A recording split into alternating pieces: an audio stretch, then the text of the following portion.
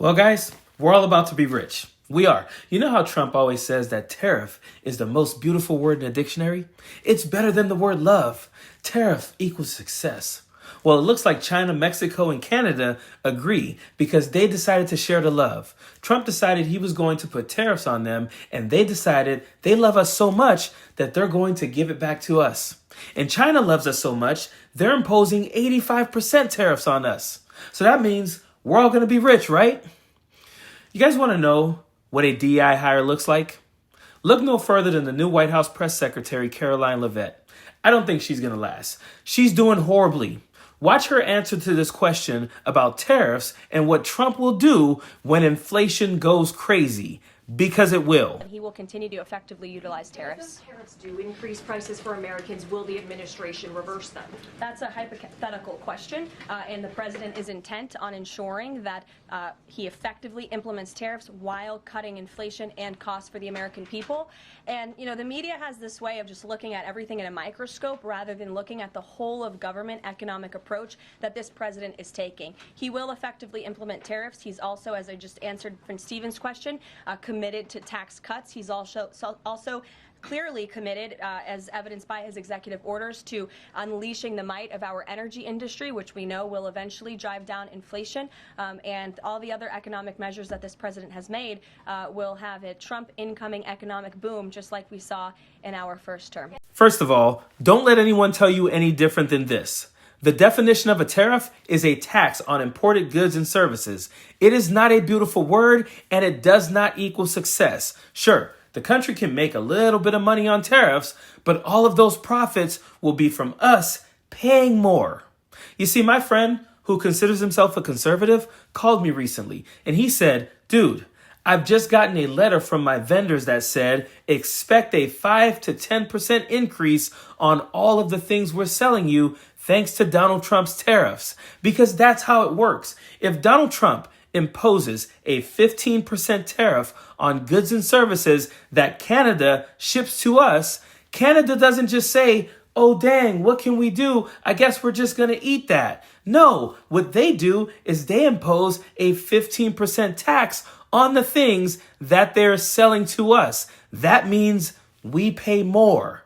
I don't know why she's standing up there trying to act like tariffs are such a good thing. And understand something. When she says things like it's going to be a temporary, issue, that means your gas prices and your grocery prices are never going to go down. When she says you have to look at the big picture and Donald Trump is looking at, the long term, fixing the economy and all that, just like he did in his first term. First of all, that didn't happen in his first term. Second of all, when she tells you to look at the bigger picture and not to look at things in a microscope, what she's saying is, don't look at tariffs. Don't look at that because, that's confusing. Don't worry. What we're doing is the tariffs, it's going to hurt you for a little bit, but in the big picture, in the grand scheme of things, it's going to make your life better. There is no proof in history of that at all. Donald Trump likes to talk about a time that is nothing like our time today. He talks about tariffs. It's the most beautiful word in the dictionary. It's more beautiful than the word love. These people are asleep at the wheel right now.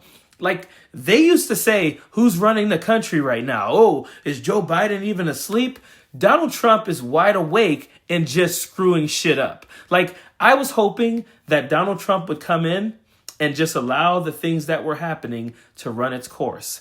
But pay attention here, because they're not going to try and talk about these things. The stock market took a dip today when Donald Trump announced those tariffs. The reason why he announced those tariffs right before the market closed is because he knew it was going to take a dip, and that's why he did it on a Friday so that we can go through Saturday and Sunday, and he's hoping that when the markets open again on Monday, they're not as bad. Make no mistake about it. The decisions that they're making, the people that they're hiring, they're a bunch of DEI people who have and I shouldn't even say DEI because it's me putting a bad connotation on the acronym myself.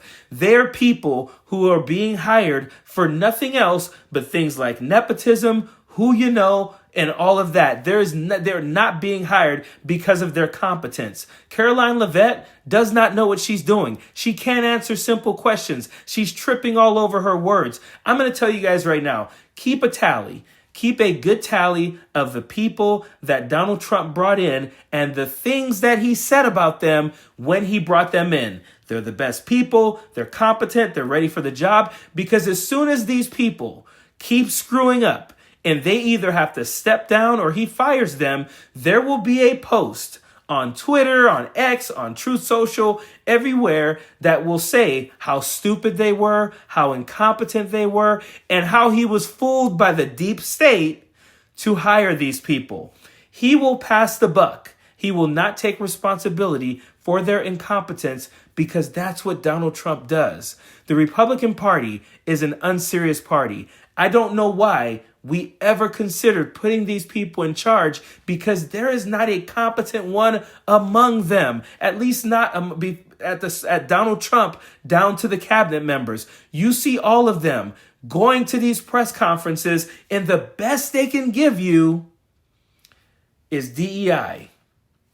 Instead of offering condolences and solutions, they're offering excuses and DEI rhetoric. This is a joke. This party is unserious. Please, if you do nothing else, support independent, pro-democracy media like myself, like Tennessee Brando, like the Midas Touch Network, like Tabitha Speaks, like Brian Tyler, like my guy Power is Taken and Not Given. Like, look up these pages, support these pages because the mainstream media is not going to inform you anymore. They're afraid of Donald Trump and his administration. They're more concerned with keeping their money than they are with informing the public. Support independent, pro-democracy media.